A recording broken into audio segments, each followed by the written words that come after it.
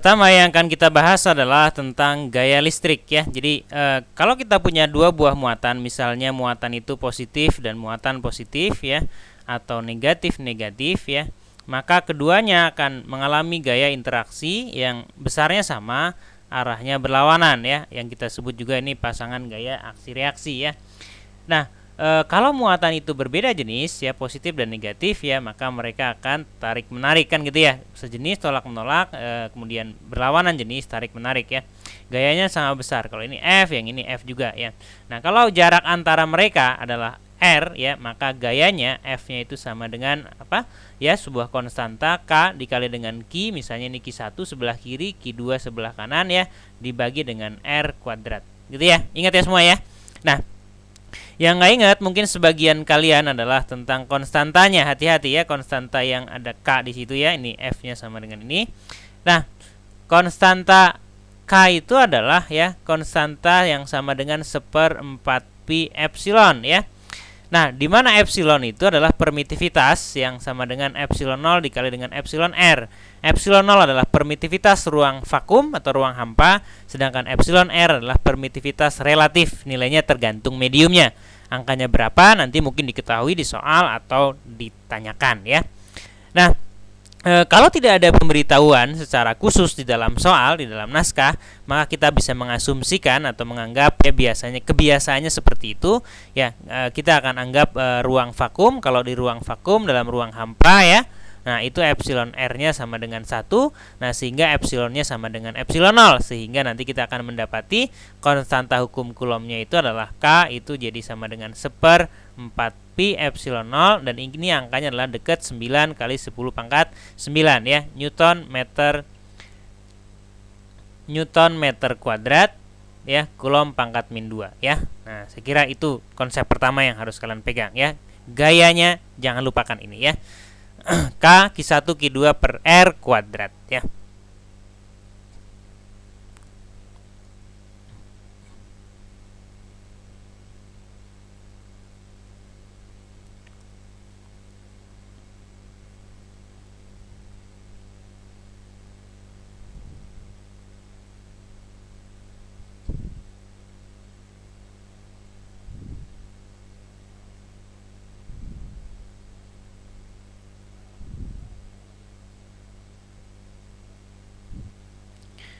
Berikutnya adalah konsep tentang medan listrik ya. Nah, medan listrik itu didefinisikan sebagai gaya persatuan muatan uji positif ya. Nah, jadi kalau medan listrik saya nyatakan dengan lambang E dengan tanda vektor E. Nah, E itu menyatakan ya gaya F ya persatuan muatan uji positif. Ini muatan positif. Jadi dari sini saya juga bisa menulis tentu saja bahwa F-nya itu sama dengan Q muatan uji, muatan yang mengalami gaya yang kita sebut muatan uji itu dikali dengan E medan listrik ya, F-nya sama dengan Q dikali dengan E. Nah, dari persamaan ini kita bisa membaca bahwa F itu sejajar. Jadi F itu arahnya selalu sejajar dengan E ya.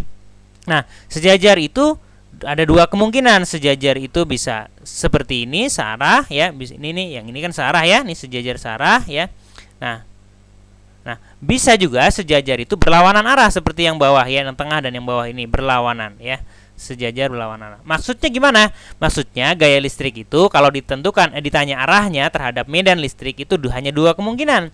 Gaya listrik itu searah dengan medan listrik atau gaya listrik itu berlawanan dengan medan listrik. Lalu kapan searah, kapan berlawanan? Kapan? Tergantung jenis muatannya ya. Jadi muatan uji positif ya, muatan positif akan mengalami gaya F yang searah ya dengan medan ya, searah dengan medan. Nah, sementara muatan negatif itu akan mengalami gaya F yang berlawanan ya, berlawanan ya dengan medan listrik ya. Nah, jadi misalnya kita menemukan suatu keadaan ya, suatu kondisi misalnya kayak gini. Nah, di sini ada ruang bermedan listrik, misalnya saya gambarkan medan listriknya ke arah kanan E ya. Kemudian saya letakkan di situ muatan positif ya, maka muatan positif itu akan mengalami gaya yang ke kanan juga ya, kan searah dengan medan. Sementara muatan negatif akan mengalami gaya yang ke arah kiri ya. Nah, pernah suatu kali di soal senam PTN itu soal SPMB itu ada soal seperti ini. Ada muatan kecil ya digantung ya, posisinya awalnya vertikal gitu. Nah, karena pengaruh medan listrik yang berarah ke kiri, ya, karena pengaruh medan listrik yang berarah ke kiri, nggak usah nanya dari mana medannya, punya ada gitu ya, ke arah kiri, posisi muatannya jadi begini. Ya, salah satu pertanyaannya adalah apa jenis muatan yang digantung ini? Ya, tentu saja sangat mudah jawabannya, bukan ya? Jawabannya gimana? Ya, lihat, kalau dia posisinya mula-mula vertikal kemudian jadi bergeser ke arah kanan, artinya dia dapat gaya ke kanan. Ngerti ya? Oke, dapat gaya ke kanan. Karena dapat gaya ke kanan, sementara di situ ada medan listrik yang berarah ke kiri, berarti ini pasti muatan negatif, betul sekali ya. Nah, jadi ini pasti muatan negatif ya. Jadi ingat-ingat ya, muatan listrik negatif akan mengalami gaya yang berlawanan dengan muatan positif, sementara muatan positif akan mengalami gaya yang searah dengan medan listrik.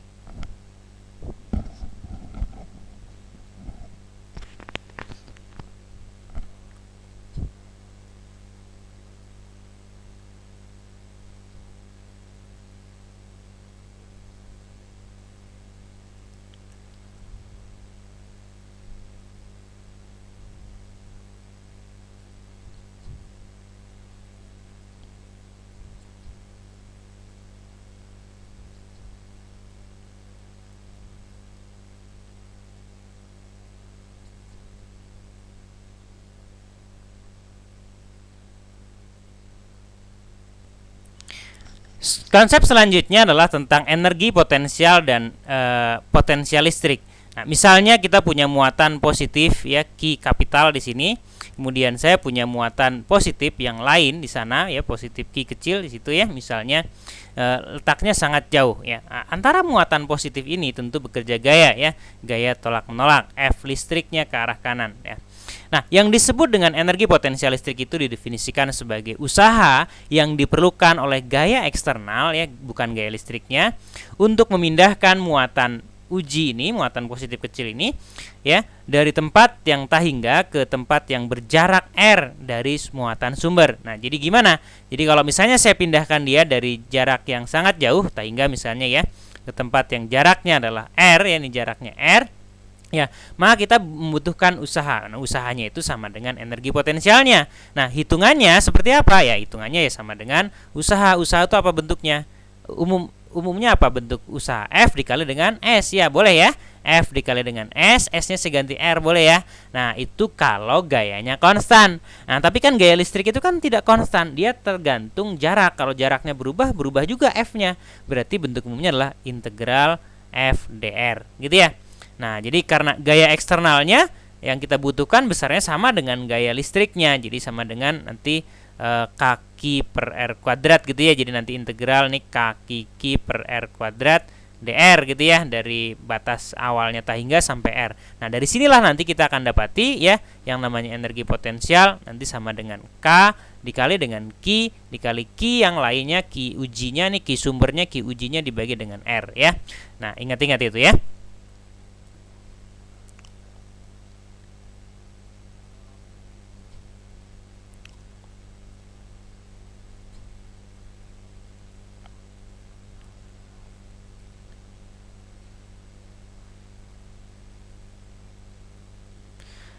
Nah, sedangkan yang dimaksud dengan potensial listrik ya, potensial listrik biasanya kita lambangkan dengan V kapital, itu didefinisikan sebagai energi potensial listrik per satuan muatan uji positif ya, per satuan muatan uji. Jadi kalau gitu kita akan punya ini ada K dikali Q kapital, Q kecil dibagi dengan R, saya bagi dengan Q kecilnya, sehingga ini gitu ya. Nah, sehingga kita akan dapati potensial listriknya sama dengan apa?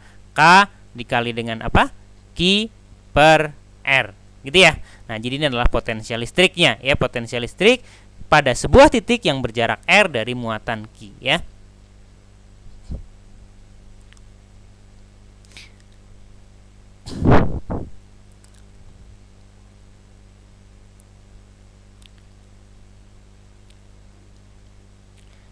Nah, dari sana kita bisa ringkaskan.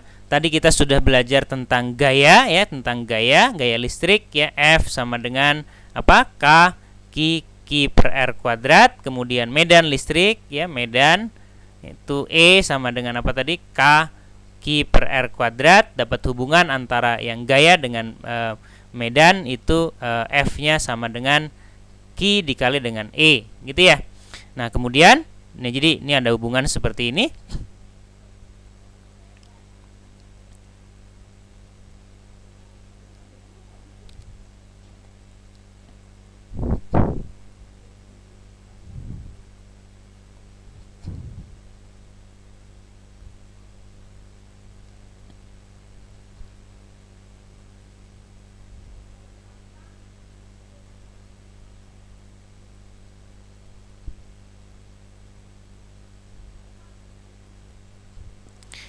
Nah, sedangkan energi potensial tadi kita punya persamaan energi potensialnya adalah K Q per R gitu ya. Kemudian potensial itu sama dengan K Q per R, sehingga kita dapati dari sini hubungan matematisnya energi potensialnya bisa Q muatannya dikali dengan V ya, V-nya seperti itu ya.